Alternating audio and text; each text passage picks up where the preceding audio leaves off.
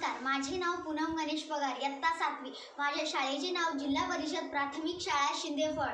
मुजरा माझा माता जिजाऊला घडविली तिने शूर शिवबाला. साक्षात होती ती आई भवानी, जन्म घेतला तिच्या पोटी शिवांनी. इतिहासा तू वळूनी पहा पाठीमागे जरा, झुकूनी मस्त करशील जिजाऊंना माझा मानाचा मुजरा, मानाचा मुजरा, मानाचा मुजरा. महाराष्ट्र जशी वीर पुत्रांची भूमी आहे तशी वीर मातांची देखील आहे. हे स्वराज्य जननी राजमाता जिजाऊंनी जगाला दाखवून दिले. जिजाऊंचा जन्म 12 जानेवारी 1598 रोजी बुलढाणा जिल्ह्यातील सिंदखेड राजा येथे झाला. त्यांच्या वडिलांचे नाव लखुजीराव जाधव तर आईचे नाव गिरिजाबाई उर्फ म्हाळसाबाई हे होते. डिसेंबर इसवी सन 1605 मध्ये जिजाबाईंचा दौलताबाद येथे शहाजीराजेंशी विवाह झाला. पुढे शहाजीराजे व जिजाबाईंच्या पोटी शूर प्रतापी संभाजीराजे तसेच मराठा साम्राज्याचे संस्थापक लोक कल्याणकारी छत्रपती शिवाजीराजे शूरवीरांनी जन्म घेतला. थोरला मुलगा संभाजी हा शहाजीराजांजवळ वाढला तर शिवाजीराजांची संपूर्ण जबाबदारी जिजाबाईंनी स्वीकारली. भोसले आणि मायेच्या जाधव घराण्यात वैमनस्य निर्माण झाल्यानंतर जिजाबाईंनी पतिनिष्ठेला महत्त्व देत मायेशी कायमचे संबंध तोडले.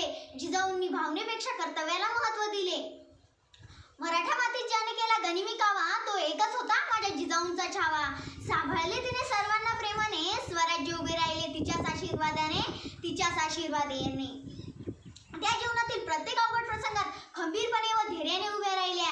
जिजाऊंनी शहाजीराजे दूर असताना देखील खचून न जाता शहाजीराजांचे स्वराज्य स्वप्न उराशी बाळगले आणि शिवबामध्ये त्याचे बीज अगदी बालपणात पेरले.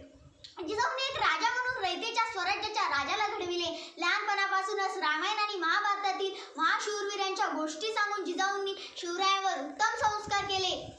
जिजाऊंचे हेच रयतेसाठी अमूल्य योगदान आहे.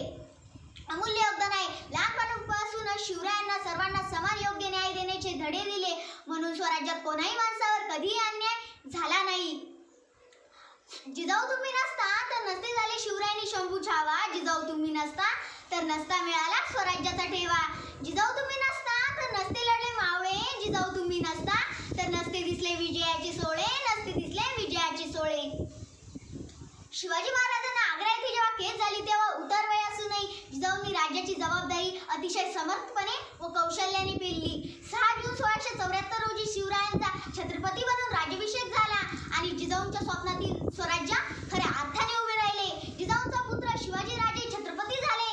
मात्र या आनंद सोहळ्यानंतर काही दिवसातच रायगडाच्या पायथ्याशी पाचाड या गावी 80व्या वर्षी या थोर महामाऊलीने जिजाऊंनी शिवरायांना, शंभूराजांना, मावळ्यांना व समस्त हिंदवी स्वराज्याला पोरकं करून 17 जून 1674 रोजी अखेरचा श्वास घेतला. जिजाऊ एक स्त्री होती, शहाजीराजांची वीर पत्नी होती, जाधव घराण्याची लाडकी लेक होती, स्वराज्य घडवणाऱ्या स्फूर्तीची ती मूर्ती होती. आपल्या पुत्रावर महान संस्कार करणारी जिजाऊ महान माता होती. जगातील प्रत्येक स्त्रीने आदर्श घ्यावा अशी ती आदर्श माता होती. जिजाऊ आई पूर्व जन्माची पुण्याई असावी. जन्म जो तुझ्या गर्भात शिवबांनी घेतला, जग पाहिलं जरी नव्हतं तरी 9 महिने श्वास स्वर्गात घेतला. धन्यवाद. एवढे बोलून मी माझे भाषण संपवते. जय हिंद, जय भारत.